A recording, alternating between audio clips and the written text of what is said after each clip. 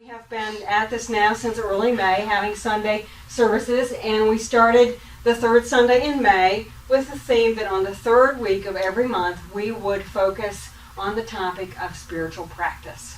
So today we are going to talk about spiritual practice, and oh my, just look at the title of that talk. You might hopefully be able to read it from where you're sitting. If not, I'm going to tell you that it says naked. Oh my God, in a church, she's got the word naked on the PowerPoint at 11 a.m. in the morning. What kind of church is this? Okay. Well, I don't know. We might get even more out of the box. Okay. So yeah, we're going to talk about people going to the bathroom and all kinds of crazy things before we get done today.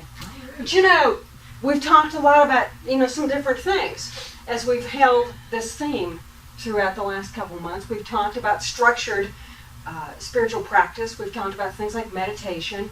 We've talked about things like affirmations. Those are two really core components of what we teach in Science of Mind. We encourage people to have that daily practice. We've talked about kind of out of the box spiritual practices, things like flying a kite, or sitting down and engaging with that expansive thing that's known as childhood. If you've had that experience of hanging out with a little kid, 2 or 3 years old, they're great. Ruby is here today. Ruby took care of my oldest child. This so dates me. I don't know if it's okay or not. That child is going to be 37 in next month. Yeah, September 12th, coming up real soon. My baby turned 22 yesterday. I said, "You're now disowned. I don't know you anymore." But yeah. If you have the experience of hanging out with a kid, just their energy and their enthusiasm and that sense of unrelenting expansiveness, okay, that they don't even work at. You get that thing, that thing that it says in the Bible that, the lilies don't toil or trouble. You get that same thing around kids, that they just kind of keep moving forward in consciousness and expansion. So those kinds of things can be sort of unstructured spiritual practice. And my belief is that what we are really here to do, one of the things we are really here to do, on a very generic level, we all have our missions and our purposes and the things that we're good at, that we came to do. But that one of the things that every one of us is here to do is to begin to look at everything that we do as part of our spiritual practice. And when we do that, we really transform the nature of our lives. So there's a lot of stuff that we can add to that. Today, we're going to talk about what spiritual practice does for us. And, it is my experience that what spiritual practice does for me, at least, is it gets me clearer and straighter and more in line with truth, and that word would be capitalized in this case. It gets me naked with myself, okay? And there's probably, although, even after 55 years in this physical body, it's still not my real happy place, okay, to be running around in my birthday suit, so to speak, literally, when I am clear emotionally and clear mentally. I am as happy as I can possibly be. Those things help me a lot. And one of the things that has really encouraged me to find that place and to keep going back to that place and to make not a little path through the weeds, but a super highway to that place of myself as the divine, as just still and sweet and calm and clear, has been spiritual practice. And 25 years ago, a gun, not literally, but a gun of sorts was put to my head, in that I encountered myself in a situation where people around me who knew more than I did were saying, if you do not change the way you are living, you will not continue to have any kind of quality of life. So change what you're doing or else. And it wasn't an ultimatum. It was just a statement. Do you want to keep being here on this planet?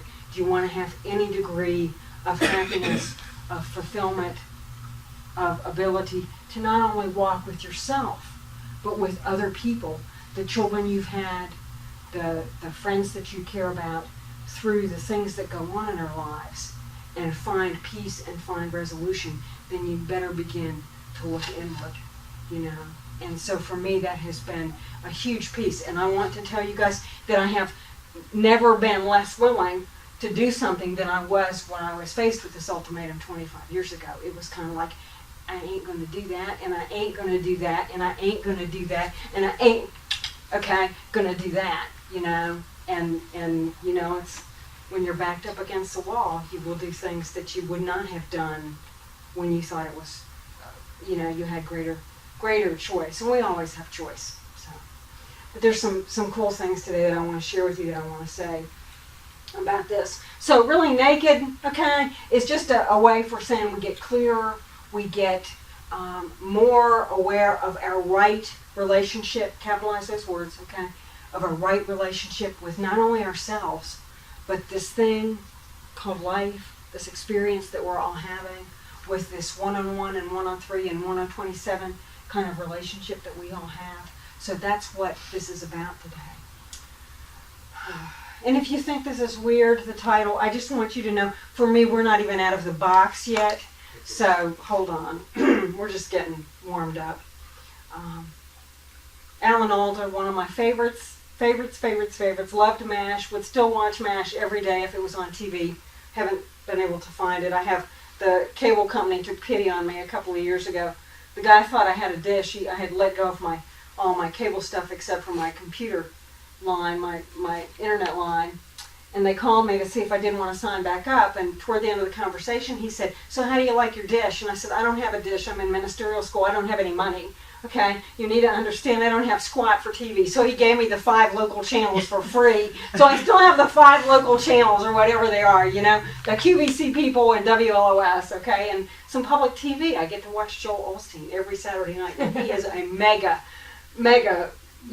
preacher. I tell you what, he's great. But if MASH was still on, I would watch it every day. Here's a little piece from Alan Alda. "You have to leave the city of your comfort and go into the wilderness of your intuition. What you'll discover will be wonderful. What you'll discover will be yourself." Isn't that sweet? Now, I don't know what he was referring to when he said that, but, you know, for me, that is very apropos in regards to spiritual practice. Yeah. So spiritual practice has a way of bringing things up that we haven't dealt with yet. Isn't that true? Have any of you ever sat in meditation and all those thoughts and all those feelings and all that stuff you need a shovel for, Yeah, and the, you know, where I put the dead bodies and what if they, you know, come back up kind of things. Yeah, all that stuff. And we do that. We all literally kind of have dead bodies, don't we? Floating around in our psyches. We have stuff that's not resolved with people. We have thoughts that we haven't resolved, and they come back up in that practice, don't they? I think that's a part of it. Probably the greatest spiritual practice that we can engage in is the twofold process it's really one thing, but it's getting in touch with what we feel and with the voices in our head, with what we are thinking, what we are saying to ourselves, moment by moment by moment by moment. Because those things, those feelings and those thoughts are the harbingers of what's coming tomorrow. We know in this teaching that what we think and what we feel, that stuff ordains tomorrow. That stuff is the mother and the father that literally creates the seeds of what's getting ready to happen, doesn't it? We know that. We believe that very strongly. It's a very, very strong, significant component of what science of mind is about. So we need to learn to really listen, to hear with what Michael Beckwith calls the ear behind the ear, or beyond really the ear, to ourselves, to this thing that's going on here, to what she feels and what she thinks, and what, you know, for me, what is my next response to what I think and what I feel. And sometimes it is not a response, it is a reaction. It's a very visceral, gut-oriented kind of thing. And that can be great, or that can be kind of not good. It's interesting to me, I've got a background in in being in psychotherapy, not just with myself and for myself, but also with other people and facilitating that. And I've always kind of had this inward struggle, like what came first, the thought or the feeling? And to me, it almost seems like our thoughts sort of birth our feelings. But here's a scientific piece. The part of your brain where your feelings come from is what is called the reptilian brain. And that goes back millions and millions and millions of years. It was there when we were, yeah, you got it, reptiles of sorts. Okay? It was there way before the most recent developments of the brain, which is the frontal lobe, okay, came about. Now that's your feelings. Your thoughts come from this frontal lobe. So your thoughts are really the new kid on the block when it comes to feelings versus thoughts. But for me, it doesn't seem that way. It always feels like my thoughts generate my feelings. And then, of course, I think, I feel, and then I think again. And, this is a preposterously frequent experience in my world. Turning that off is amazing. The thoughts, by the way, thinking, by the way, is what is called an executive function. So you kind of get it that, we could have lived without it. We did live as a species.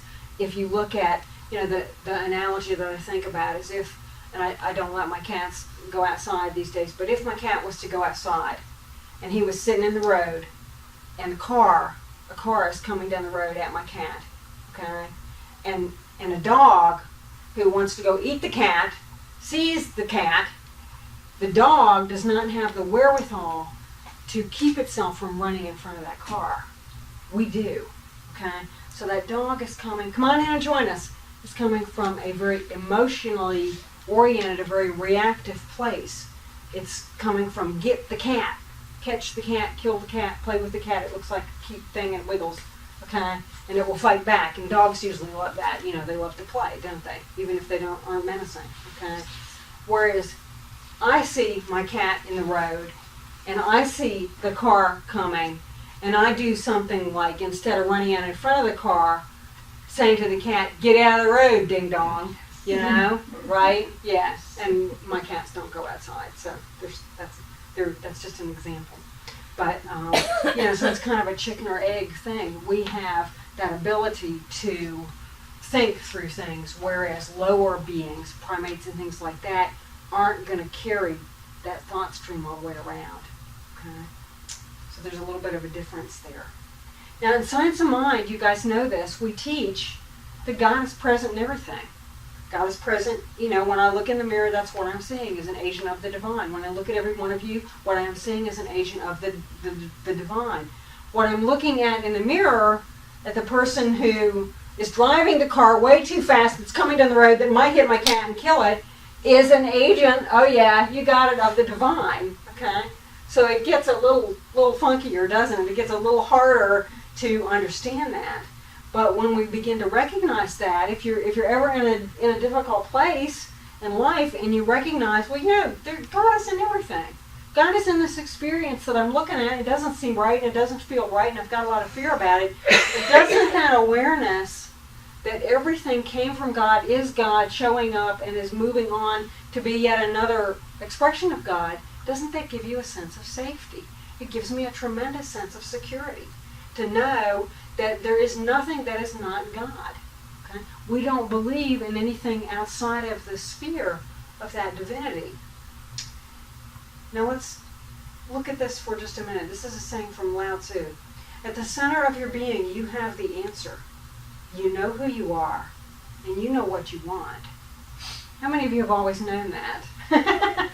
Yeah, I know, right? Me too. Especially in the morning. So.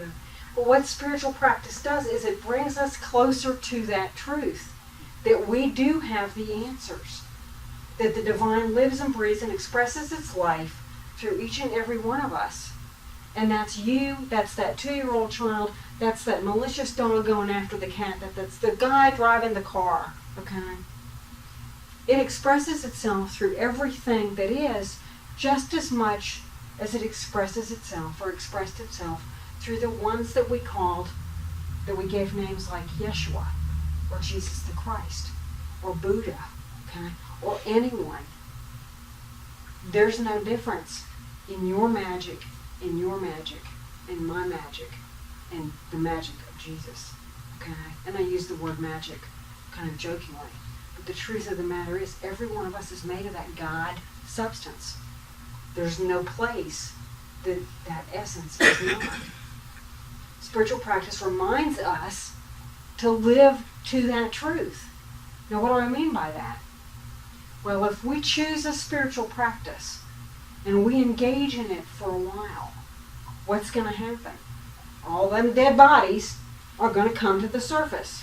All those unfinished thoughts and completed emotional sequences, okay, or issues we have related with relationships or other things all that's going to come up. So if it comes up and we deal with it, slowly and surely we get clearer, we get more naked to the truth, right? We get clearer to the realization that God certainly does live within us and has been there all along and always will be. And that there is no way that we can forsake it or walk away from it. There's an amazing saying that I love. It's by Carl Jung. It's on as you walk in the sanctuary of the church over in Nashville. Bidden or not bidden, God is present. You can openly, actively say yes, or you can be a bystander in the process. But that spark isn't going to go away. As we begin to engage on a regular level, on a regular, consistent interval in spiritual practice, that stuff comes up. Those bodies get resolved, don't they? Those thoughts come up. Those feelings come up. We deal with that stuff. We begin to get it that we are here to live loud, that we are here to be bold. Last night, I try every Saturday, and if you've got PBS, join me at your house or at mine, I don't care. At 8 p.m., Joel Osteen comes on. He's only on for 30 minutes. If the guy ever comes to Atlanta, I am going, because I think he is amazing. And last night he was phenomenal. Guys, he's phenomenal. Oh, he's just phenomenal. Anyway, go online and watch him. He was about praying boldly. And the message that he had was, we don't serve anything by living small. We don't serve anything by praying what he calls get-by prayers. Oh, God, how many of you guys, please, this is my mantra. Monday morning, 5:30 in the morning in spiritual practice, just help me get through till Friday. Just help me put up with another 5 days of, mega BS in my life, okay, to get to where I can sleep a little longer and rest my soul and my body a little more and engage in the things that feed me, at a greater level. That's a get-by prayer. Get me through this. And get-by prayers are great. If you're having a root canal, I think, get-by prayers are awesome. I love get-by prayers because get-by prayers are the building blocks. Okay, they begin to populate the field of our faith so that we get it, that maybe I'm going to make it out of this root canal alive. Get-by prayers are the prayers we say when we see the cat and the car and the dog and the whole 9 yards, okay? And we go, look, please let's not have this happen, okay? Stop that, and let me get this, okay? And I'm going to give it a talking to when I get it in the house. That poor cat, he's going to go, oh, he's going to wish he didn't ever run out in front of that car, isn't he? Wish he'd run off faster and gotten away from me. Could have preferred the car, maybe, I don't know. But, the get-by prayers are great, but they don't cut it in the end, okay? We have to learn to pray boldly. Spiritual practice takes us to that place where we get it, that we came here to live the life of the divine. That we came here to be all that we came to be, okay? And I don't have a clue about what that is for me. So if you want me to tell you what it is for you, good luck, okay? I'd be glad to talk to you about it, okay? Be glad to sit on that for a while with you, go sit on a log and talk about it. And it's for every one of us to figure it out, isn't it? Yeah. And it's not always easy because there's those turns in the road where we think we got it all mapped out, and our career is great, and our family is great, and our health is great, and our la la la la la la, boom, okay, something changes. And it's like, well, wait a minute, maybe I don't want to do this anymore. Maybe I don't want to live like this anymore. Maybe I have done what I came here to do and I'm done with it. I had a job I loved one time, absolutely loved it, and just got to the point where I've done what I came here to do. It's time to go. And it was a very bittersweet experience because I really loved what I did, and I had learned so much, so much, and had a lot of gratitude for that, And it was time to keep moving on, We are not meant to sit still. Talking about praying boldly reminds me of a story that Michael Beckwith tells in one of his, I think it's on one of his audio series. He talks about a congregant who came to him and said, things are not good with my health. I have advanced kidney disease, and I'm coming to you now for prayer, and here's what I want. I want you to pray with me, to know for me that I'm at the top of the transplant list. Well, Michael probably kind of went, wouldn't you just want to be healed? Are you going to put the effort and the time into praying? Does it matter or not? Is it worth doing it or not? Hello? Ask for the moon. Okay? What's the worst that can happen? Nobody is going to come back and say you asked too much. Okay? Nobody. Not in this teaching, for sure. And so Michael sort of said that to the person, and the person said, well, you can pray for my health, that's fine, that's all right. But, I want to be at the top of the transplant list. Okay? Okay, we'll pray for you that you're on the top of the transplant list, and we're also going to know your perfect health. Okay? The easiest, fastest, simplest, most perfectly ordained way that it can happen. And so Michael went back to his congregation. Okay? I love this. And I don't know how many there were then, but now there's like 10 or 12,000. Okay? It's just massive. They can't all fit in that one little building at the same time. I don't know. I guess he must count every person that streams him live and taps the website and everything. At any rate, he went to his congregation and he said, here's the deal. How many times a day do you go to the bathroom? 6, 8? Well, whatever. Okay? When you go to the bathroom, you know what to do, don't you?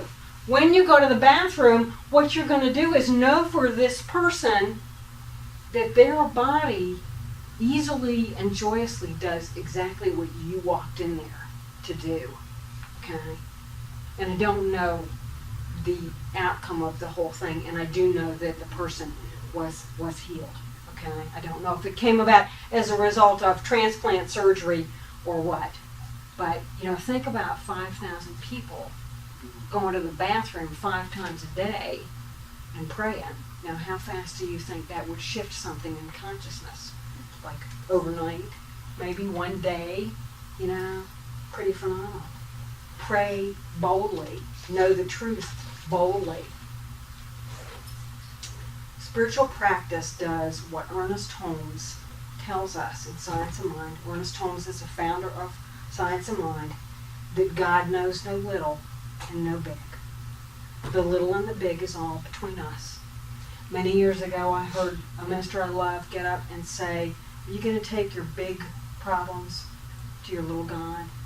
Are you going to take your little problems to God? To that thing, that power that is greater, that is wider, that is bigger, that is more capable.